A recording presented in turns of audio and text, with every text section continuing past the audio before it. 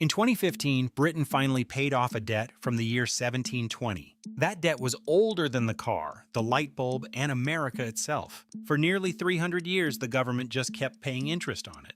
How does a debt survive that long without ever being repaid? To understand that, you first have to understand what a bond is. And a bond is much simpler than the word makes it sound. A bond is a loan. The twist is that you are the bank. You hand over your money, they hand you a promise. That promise has two parts, and both of them are fixed. Part 1, they pay you interest on a regular schedule.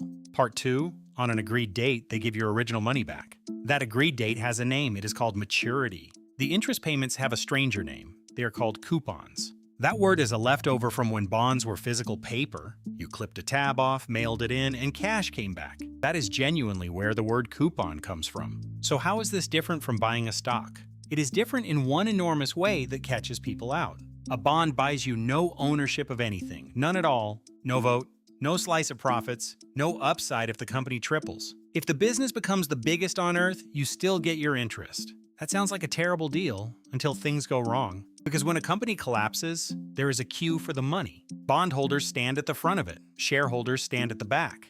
By the time shareholders reach the front, there is usually nothing. That is the trade. Less upside in exchange for a better seat. Now for the bigger question, why do governments sell these at all? The answer is blunt and slightly uncomfortable. Governments spend more money than they collect in taxes. That gap has to be filled somehow every single year. They technically have three options to close it. They can raise taxes, which voters famously love. They can cut spending, which voters love even less. Or they can borrow and let a future government deal with it. Borrowing is politically painless today. That is why it always wins. But why would anyone lend money to a government in the first place? Because governments are considered the safest borrowers on earth. They hold two powers no company anywhere can match. The first is that they can tax their entire population. The second is that they control the money itself. A company cannot do either of those things. Ever. But now we hit the part that genuinely confuses most people. You do not have to hold a bond until it matures. You can sell it to someone else exactly like a stock. And the moment you can sell it, the price starts moving. Here is the rule that feels backwards until you see why. When interest rates go up, existing bond prices go down. Imagine you own a bond that pays you 3%. Then the government starts selling brand new bonds paying 5%. Now try selling yours. Why would anyone take the worse one? They would not unless you drop your price. Which means the safe investment just lost you real money. Bonds are safer than stocks. They are not risk-free. But none of that is the strangest thing about government debt. Most people assume governments eventually pay their debts off. They mostly do not in the way you are imagining. When a bond matures, they do need to repay that specific holder.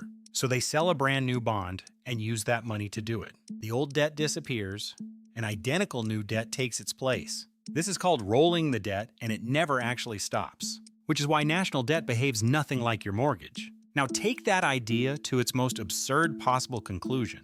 What if a bond simply had no maturity date at all? No end, no repayment, just interest forever. That sounds like a joke. Britain actually sold them. They were called perpetuals, and they did exactly what the name says. Which brings us to 1917, and one of the hardest years in British history.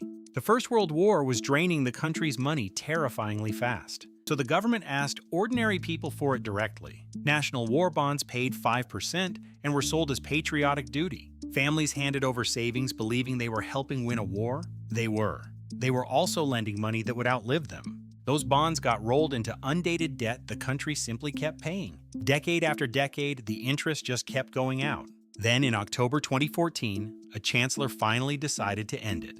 It was the first time any chancellor had done this in about 70 years. The final bonds were repaid on the 5th of July 2015. In total, £2.6 billion of historical debt was cleared. And then you look at what was actually inside that debt. Borrowing first issued in 1752, before the United States existed. Money later used to fund the Napoleonic and Crimean Wars. Debt tied to the Slavery Abolition Act and the Irish Distress Loan. But the oldest thread inside it went back further still. It traced to the South Sea Company, which collapsed in 1720. One of the most infamous financial disasters in British history. Britain was still paying interest on that in the 21st century. So a bond is the least glamorous instrument in all of finance. It funds wars, roads, hospitals, and every recession recovery. All of it running quietly on a promise made between strangers. So should governments ever be allowed to issue debt with no end date?